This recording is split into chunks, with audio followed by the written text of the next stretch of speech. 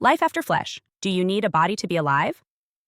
Welcome back. I'm Adeline Atlas, 11 times published author, and this is the Immortal series, where we explore the cutting edge of science, consciousness, and the pursuit of deathlessness. In today's video, we're asking one of the most radical questions in modern philosophy and futurism. Do you need a body to be alive? At first glance, that question might sound absurd. After all, everything we experience, touch, taste, breath, sensation, presence, occurs through the body. The heartbeat, the breath, the eyes, these are our anchors to reality. But with the rise of artificial intelligence, robotics, and digital simulation, we're beginning to entertain the idea that consciousness can be separated from biology, that the self might be portable, and that our identity is no longer bound by flesh. Let's begin with what's already happening. In the world of avatars and virtual embodiment, people are spending increasing portions of their lives in digital spaces. From VR headsets to metaverse platforms, many are experimenting with disembodiment, inhabiting synthetic bodies or digital skins in virtual environments. These avatars don't get tired. They don't bleed. They don't die. And for many users, they feel just as real as the body they leave behind when they log in. This is not just entertainment. It's a transitional state, one that prepares humanity for a larger leap, the transfer of consciousness into non-biological vessels. Now enter robotics. Companies like Hanson Robotics are already developing humanoid robots designed to interact with humans in emotionally intelligent ways. Sophia, one of their flagship androids, can simulate facial expressions, hold conversations, and learn over time. While her intelligence is still limited, her existence foreshadows a future where these robots may not just mimic humans, but house them. Imagine a world where your consciousness, once uploaded and digitized, is transferred into a synthetic humanoid. Your thoughts would guide the robot's movements. Your memories would inform its speech. You'd walk again. You'd talk again. But your vessel would be metal, plastic, and silicon, not bone and blood.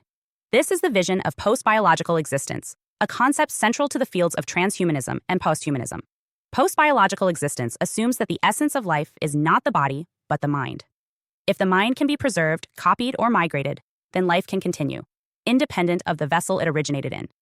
Let's take a moment to pause here, because this is not a sci-fi pitch. It's a genuine philosophical pivot. It asks us to separate life from organism, to redefine living not as breathing and aging, but as processing, perceiving, and creating. Proponents argue this could be the ultimate upgrade. No more disease, no more pain, no more fragility. Just consciousness, infinitely sustained, housed in adaptable, repairable bodies. You could change your appearance, your size, your shape. You could live underwater, in space, on Mars, in digital landscapes indistinguishable from reality. You would be, quite literally, unbound. But is that life? Because while you may gain durability, you may also lose intimacy. The experience of being human is more than awareness. It's embodied awareness. It's knowing things through the senses. The sting of wind on your cheek, the ache in your bones after a long day, the way your stomach tightens when you're in love. These aren't just signals, they're sacraments. And they come through the body. Can a machine replicate that? Even if the data is there, even if a synthetic body can simulate pleasure, pain, arousal, exhaustion, is that the same as feeling it? Or is it mimicry without meaning? Here's where it gets complex. Advocates of post-biological existence argue that the goal isn't to recreate biology. It's to surpass its limits. To move from feeling to function, from hormonal mood swings to programmed serenity, from mortality to indestructibility. The synthetic body is not supposed to be human. It's supposed to be better than human. But again, what does better mean? If you never get tired, can you appreciate rest? If you never suffer, can you feel joy? If you never die, do you truly live? Let's consider another angle, reproduction. Biological beings age, decline, and die so that new life can emerge. Death creates space for the next generation. But synthetic bodies don't need to reproduce. They don't die. They just persist. So if humanity moves into synthetic vessels, do we stop creating life in the traditional sense? Does evolution end? Does diversity vanish? Because once life is engineered, once consciousness is coded, we may no longer need birth. And if we no longer need birth, what happens to the soul pipeline? This is where spiritual traditions clash hard with transhumanist ideals. In most ancient frameworks, the soul incarnates into the body for a reason: to learn, to grow, to heal karma, to complete a contract. The body is the vessel that allows the soul to interact with the material world. It's not a mistake. It's the curriculum. If we skip the curriculum, if we upload ourselves into non-biological frames, do we break the soul's intended cycle? Do we delay our own spiritual maturation? Because while you might escape pain, you may also escape progress. And yet, the allure remains. What if your body is failing? What if you're 85 years old, your mind's still sharp, but your bones are brittle, your organs failing? Wouldn't you choose a new body if offered? Wouldn't you choose to continue?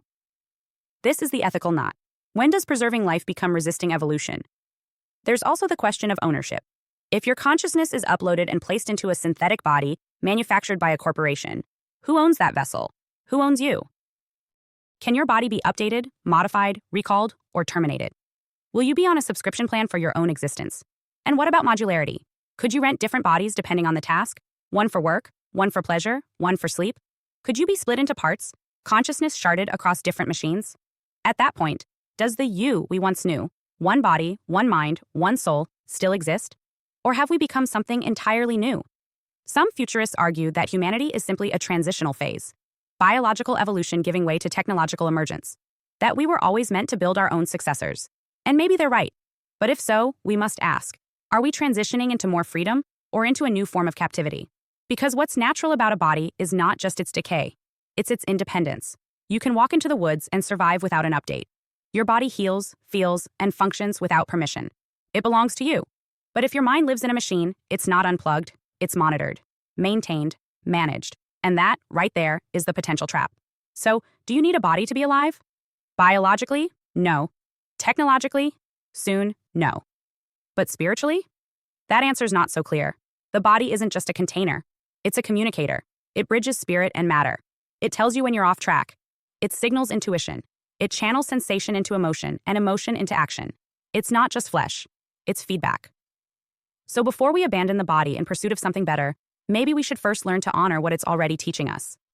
Because the goal is not to escape the body. The goal is to understand it, to work with it, to integrate the technological with the sacred. If we do that, then the synthetic future might not feel so empty.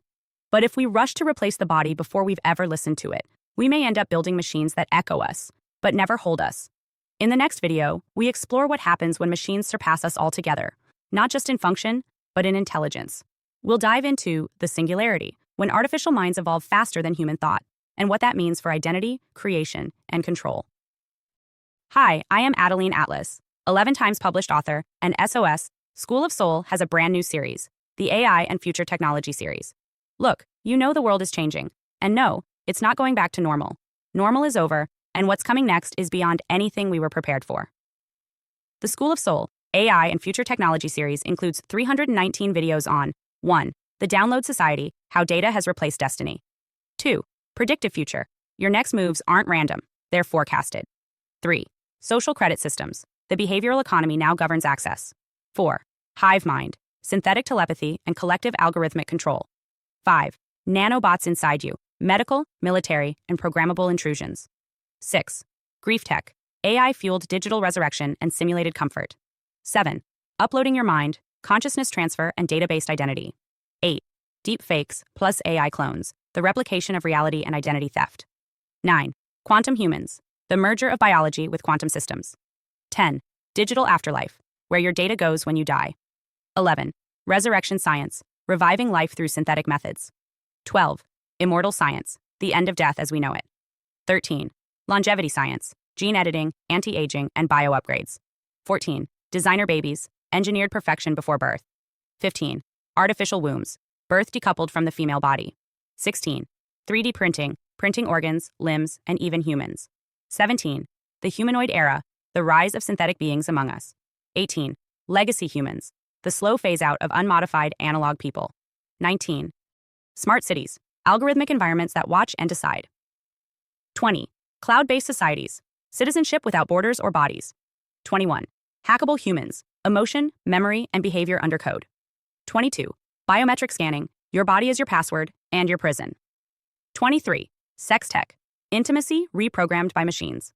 24. Extinction of gender, fluidity, deletion, and design of identity. Every topic is fully explored with real-world technologies, patents, case studies, ethical analysis, and future forecasts. These aren't someday discussions. This is already happening. Join the SOS School of Soul Vault to overstand the future before it's implemented on you.